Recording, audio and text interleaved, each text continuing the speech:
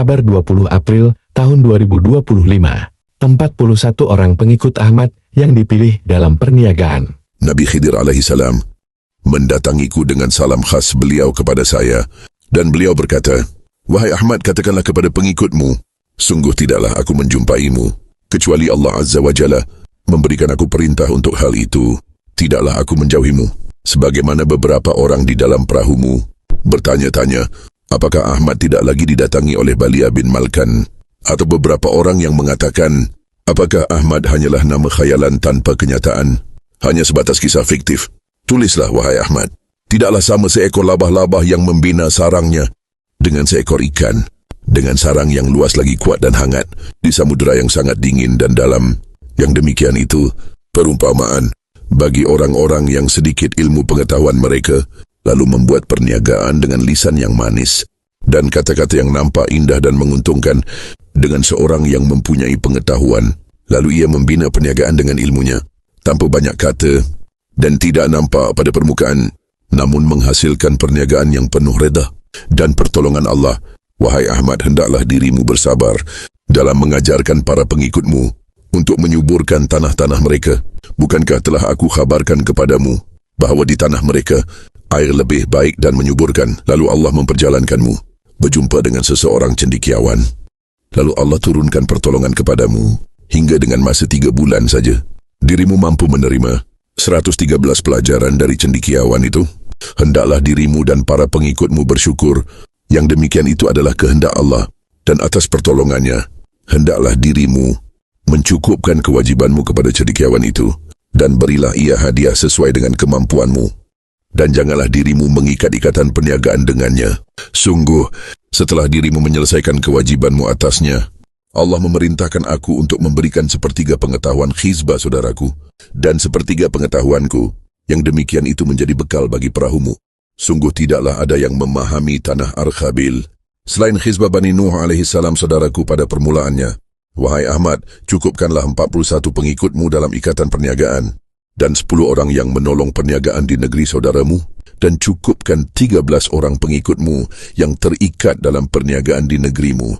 Jika telah terpenuhi hak-hak fakir miskin dan yatim piatu yang ada di perahumu, barulah perahumu memperhatikan hak-hak fakir miskin dan yatim piatu di luar perahumu. Dan hendaklah dirimu bersabar kepada pekerja dan fakir miskin dan anak-anak yatim yang ada di dalam rumahmu. Yang demikian itu adalah sikap terbaik dalam menjalankan sunnah kakekmu Nabi yang mulia Muhammad.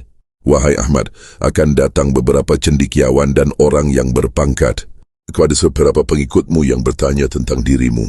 Katakanlah kepada para pengikutmu, jawablah mereka, beberapa cendekiawan dan orang yang berpangkat yang bertanya tentangmu. Katakanlah, sungguh buah yang mereka makan dengan rasa yang lezat dan nikmat berasal dari sebuah pohon yang tinggi dan nampak penuh duri dan kotor, dan air yang jernih yang mereka rasakan dan menyejukkan bersumber dari mata air di sebuah gunung yang tinggi dan nampak tandus dan penuh bebatuan. Begitulah perumpamaan dirimu, wahai Ahmad yang makhfi. Hendaklah para pengikutmu menjawabnya sebagaimana perumpamaan-perumpamaan itu, dan katakan bahwa Ahmad Fahmi bin Alwi Syams tidaklah akan menjumpai mereka, para cendekiawan dan orang yang berpangkat, jika mereka tidak memahami aku Balia bin Malkan yang menyandang nama Abul Abbas. Sungguh Al-Makhfi tetaplah rahasia kecuali kepada orang-orang yang memahami tujuan dan hikmahnya. Bukankah hasil yang nyata dan baik lebih baik mereka fikirkan dan perjuangkan dibandingkan memikirkan dan mempunyai keinginan duduk bersamamu? Wahai Ahmad, hendaklah dirimu memenuhi kewajibanmu berkholwat selama 3 hari saja, lalu cukupkan 41 orang yang ikhlas menolongmu dalam perniagaan. Sungguh mereka akan menjadi contoh terbaik kelak pada pandangan anak cucu mereka, dan hendaklah mereka bersabar. Wahai Ahmad, hendaklah dirimu menyegerakan persoalan ke atas tanah pemberian Allah untukmu. Lalu binalah perlahan di atasnya bangunan yang penuh manfaat sebagai pelindung bagi dirimu dan keluargamu, dan tunaikan hak-hak anak-anak yatim yang mempunyai hak atas tanahmu itu. Sungguh Allah hendak membuka kembali apa-apa yang bermanfaat di bawah tanah itu, sebagaimana Allah telah menutupnya dahulu disebabkan keserakahan pemiliknya dahulu. Wahai Ahmad, aku Balia bin Malkan akan datang pada pertemuan pengikutmu. Hendaklah mereka menghitung bendera yang mereka buat sebelum mereka buka kembali pada pertemuan itu. Janganlah mereka membukanya kecuali sampai pada waktu asar, lalu hitunglah jumlahnya kembali. Sungguh Allah memberikan perintah kepadaku, sebagaimana Allah mengizinkan kakekmu yang mulia memberikan bendera kepadamu di dalam mimpimu dahulu.